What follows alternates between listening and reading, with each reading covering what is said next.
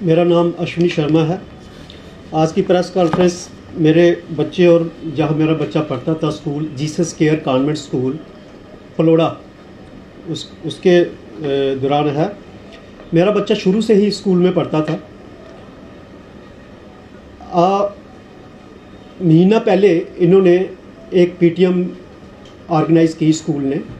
यहाँ मैं पीटीएम में गया, मेरी वाइफ नहीं, मैं अकेला गया वहाँ।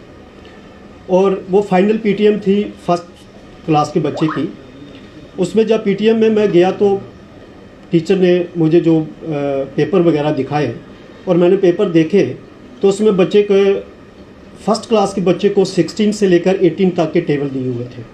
मैंने जनरली उनसे पूछा कि मैम मेरे बच्चे को 2 या 3 का टेबल भी नहीं आता है, इसमें आपने 18 और 16 का टेबल दिया हुआ है। खैर कोई बात नहीं, कहते नहीं हमारे सिलेबस में ही 16 और 18 का है फर्स्ट में, इसमें 2 और 3 का टेबल नहीं है। मैंने कहा ठीक है, मैं मान लेता हूँ नहीं है, पर मैं चाहता हूँ कि मेरे बच्चे को आप शुरू से भी थोड़ा टाइम निकाल के थोड़ा उसको रिवाइज कराएं ताकि उसको भी सारे टेबल 2, 3, 4, 16 तक आए। यहाँ तक बात हुई तो मैं बाहर आ गया।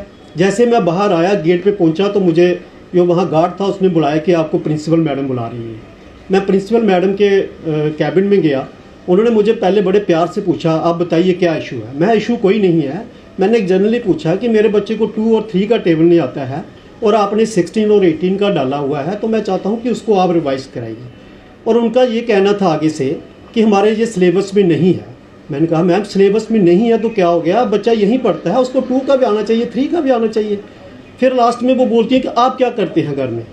मैंने कहा जी हमने क्या करना है, हम वही करते हैं जो हर पेरेंट करता है, जितनी कोशिश बच्चे के लिए पेरेंट्स को करनी चाहिए हम वो करते हैं। फिर उसके दौरान मैंने उनको वो वहाँ से चिढ़ गई। मैंने कहा एक तो दूसरा मैम आप जो फ़ी हैं वो सारी ऑफलाइन लेते हैं, हमें बार बार आना पड़ता है फ़ी देने, और आपकी टाइमिंग फ़ीस लेने की बड़ी ऑड सी है।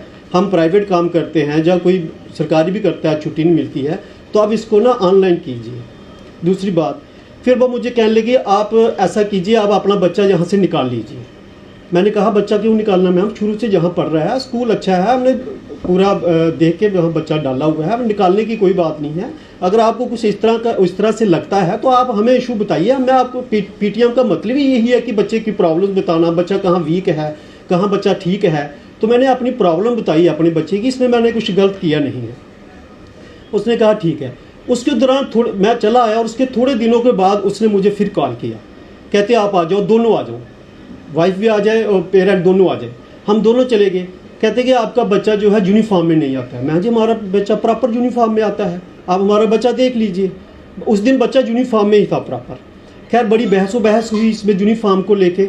मैंने कहा हम अपना बच्चा मैम यहाँ से निकाल लेंगे, अब 10-15 दिन के बाद एग्ज़ाम है, अगर वो उसके यूनिफॉर्म में नहीं भी है आपको लगता है तो हम बच्चे को हम टीसी आप हमें दे दीजिए, हम बच्चा निकाल लें। कहते टीसी तो एग्ज़ाम के बाद मिलेगा। मैं ठीक है एग्ज़ाम दे दें उनको, बच्चे को मिलेगा। फिर उसने क्या किया, पूरा साल कहीं नहीं लिखा है कि मेरा बच्चा यूनिफॉर्म में नहीं आता है।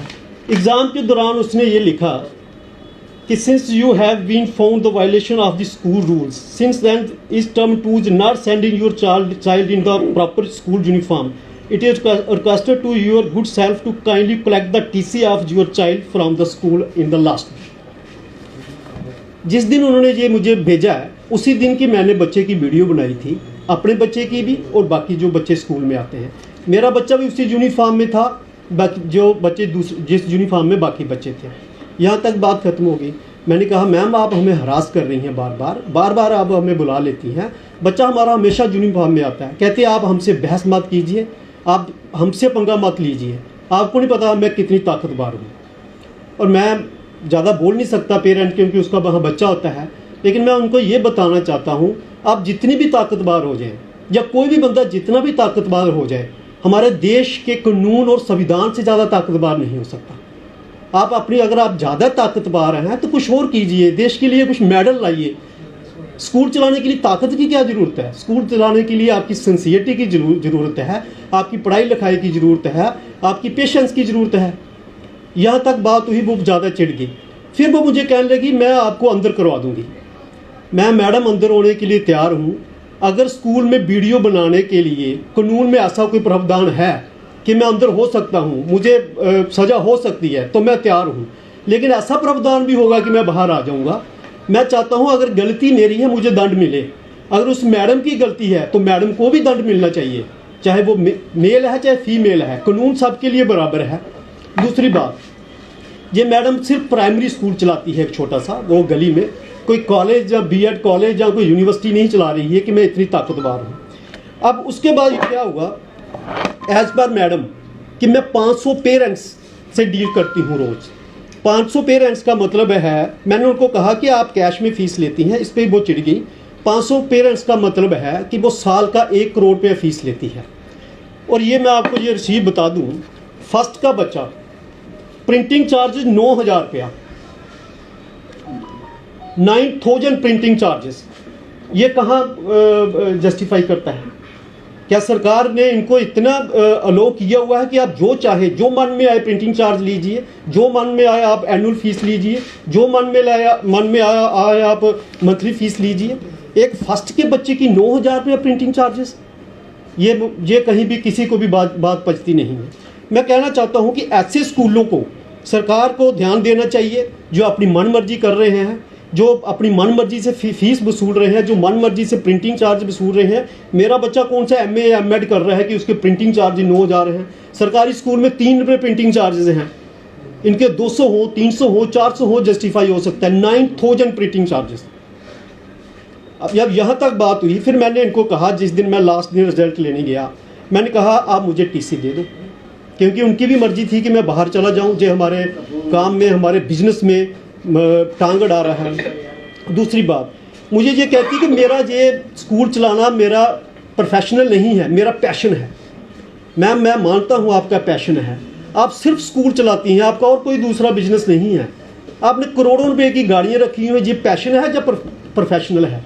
मुझे इसमें कोई दिक्कत नहीं है वो कितना कमा रहे हैं, बाकी स्कूल भी कमाते हैं, ये भी कमाएं, हमें कोई इसमें दिक्कत नहीं है। लेकिन आप एक पेरेंट से इतना वसूल रहे हैं और ऊपर से आप बदतमीजी से बात कर रहे हैं, इतना तो आपको ध्यान रखना चाहिए। जिस स्कूलों से आप इतना पेरेंट्स से इतना पैसा ले रहे हैं, अपनी एक लग्जरी लाइफ जी रहे हैं आप पेरेंट्स के कारण, बच्चों के कारण, और उनके साथ आप बदतमीजी भी करते हैं।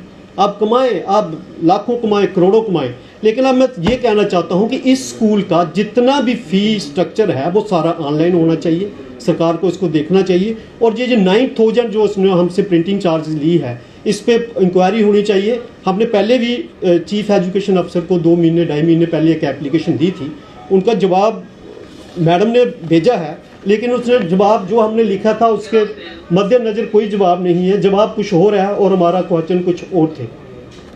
अब मैं ये कहना चाहूँगा सीओ साहब ने कहा था कि हम एक कमेटी बनाएंगे, मैं भी बनाई भी हो, उन्होंने अच्छे से बात की हमसे, कमेटी बनाएंगे, लेकिन अभी 2-2.5 महीने से कमेटी का कोई फैसला नहीं आया है। क्यों उन्होंने 9,000 हमसे फ़ीस ली, क्यों बदतमीजी की, क्यों TC देने में। अच्छा, फिर मुझे कहते हैं कि TC आप 20 अप्रैल के बाद पता करना। 6 अप्रैल हमारे बच्चे की एडमिशन की लास्ट डेट थी। मैंने उनको बोला, जो मैडम वहाँ बाहर थी, मैंने मैम हमारे बच्चे की एडमिशन है, कहती नहीं TC जो आपको 20 अप्रैल बाद ही मिलेगा। मैं आप मुझे डेट बता दीजिए, नहीं आप पता करना 20 अप्रैल को। लेकिन फिर JD ऑफिस में गया, JD ऑफिस वालों ने उनको फ़ोन किया, फिर TC जो वो 31 मार्च को ही आ गया। इसका क्या मतलब हुआ? हमें हरास करना चाहती थी, मेरे बच्चे का साल वेस्ट करना चाहती थी। अगर मैं JD ऑफिस या ऑफिशियल्स के पास नहीं जाता तो ये क्या पता 20 अप्रैल के बाद मुझे डेट बाई डेट देती रहती और मुझे TC नहीं देती। खैर TC मिल गया, हमने अपने बच्चे को यहाँ से निकाल लिया। अब मेरा लास्ट में ये कहना है कि एक तो इस 9,000 का जो उन्होंने प्रिंटिंग चार्ज ली है, मुझे ये नहीं है कि मुझे 9,000 रुपया चाहिए। अगर अच्छे से चलता रहता है, जैसे मैंने उनसे PTM में बात की, अगर वो कहती सिंपली ठीक है हम बच्चे का आगे से ध्यान रखेंगे, इसको स्टार्ट से थोड़ा रिवाइज कराते हैं, बात खत्म थी, बच्चा भी उधर पढ़ते रहना था। एक तो आप इलीगल पैसा वसूल करो, ऊपर से आप बदतमीजियाँ करो, और ऊपर से आप हमें ब्लेम दो, और ऊपर से हमें कहो कि हम आपको अंदर करा देंगे। भाई आप अंदर करवा दो, अंदर बाहर जाना वो कानून के हाथ में है, किसी बंदे के हाथ में नहीं है। अगर उसमें प्रावधान होगा मुझे अंदर जाना, मैं अंदर जाऊंगा। अगर प्रावधान होगा आपने अंदर जाना तो आप भी अंदर जाओगे, आपको भी बख्शा नहीं जाएगा। कानून सबके लिए बराबर है। Thank you.